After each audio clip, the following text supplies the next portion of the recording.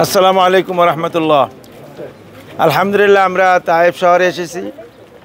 তায়েফ শহরের অন্যতম একটি জায়গা শেফা গেছিলাম এবং সেখান থেকে আমরা হজরত আবদুল্লাহ ইবনে আব্বাস রাদিয়াল্লাহু তাআলা আনহুর মসজিদ এবং তার কবর এবং তার যে লাইব্রেরি, সেই লাইব্রেরি দেখলাম। আলহামদুলিল্লাহ, এখন আমরা যে জায়গায় এসেছি, মুহাম্মদুর রাসূলুল্লাহ সাল্লাল্লাহু আলাইহি ওয়াসাল্লাম এই জায়গায় আসার পর যখন তিনি এই স্থানে আসেন, এখানে বিশ্রাম করেন এবং অত্যন্ত ক্লান্ত শ্রান্ত রসুল পাক সাল্লাল্লাহু আলাইহি ওয়াসাল্লাম সেই সময় ছিলেন।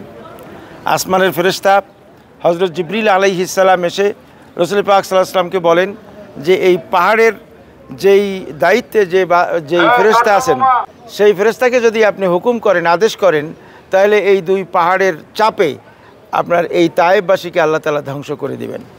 মুহাম্মদুর রাসূলুল্লাহ সাল্লাল্লাহু আলাইহি ওয়াসাল্লাম বলছেন, না, ধ্বংস করা যাবে না, বরং এর পরবর্তী যে বংশধর, সেই বংশধররা হয়তো তাদের মাধ্যমে আল্লাহ তাআলা এমন সন্তান দান করবেন যারা আমার দ্বীনের প্রচার এবং প্রসার করবে।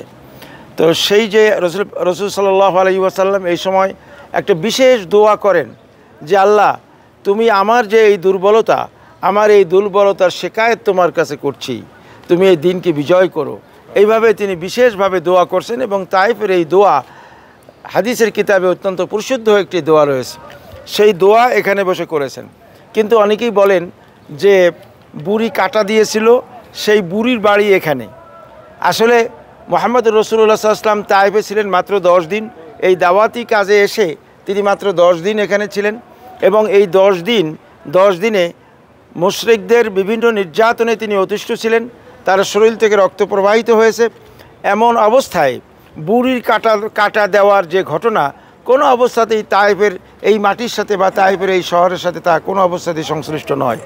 যারা এই কথা বলে দ্বীনের ব্যাপারে মিথ্যা প্রচার করেছেন, তাদেরকে আল্লাহ তাআলা মাফ করুক। রাসূল পাক সাল্লাল্লাহু আলাইহি ওয়াসাল্লাম বলছেন, মান কাযাবা আলাইয়া মুতাআম্মিদান ফালইয়াতাবাওয়া মাকআদাহু মিনান নার। যে ব্যক্তি রাসূল সাল্লাল্লাহু আলাইহি ওয়াসাল্লাম সম্পর্কে কোনো মিথ্যা ঘটনা বা মিথ্যা কথা রটায়, তার স্থান সে জাহান্নামের ভিতরে নির্ধারণ করে নেয়। সুতরাং এই জায়গার সাথে বুড়ির বাড়ির কোনো সম্পর্ক নাই। রাসূল সাল্লাল্লাহু আলাইহি ওয়াসাল্লাম এই জায়গায় বসে দোয়া করেছেন এবং তায়েফে বসে তার প্রসিদ্ধ দোয়াটি হাদিসের কিতাবের মধ্যে সব জায়গায় এটা সন্নিবেশিত রয়েছে। আমরাও আল্লাহ রাব্বুল আলামিনের কাছে দোয়া করি আমরা যেন দ্বীনের উপরে প্রতিষ্ঠিত থাকতে পারি। দ্বীনের উপরে যতই আঘাত আসুক, যতই কষ্ট আসুক আমাদের মধ্যে, আমরা যেন দ্বীনের উপরে প্রতিষ্ঠিত থাকি।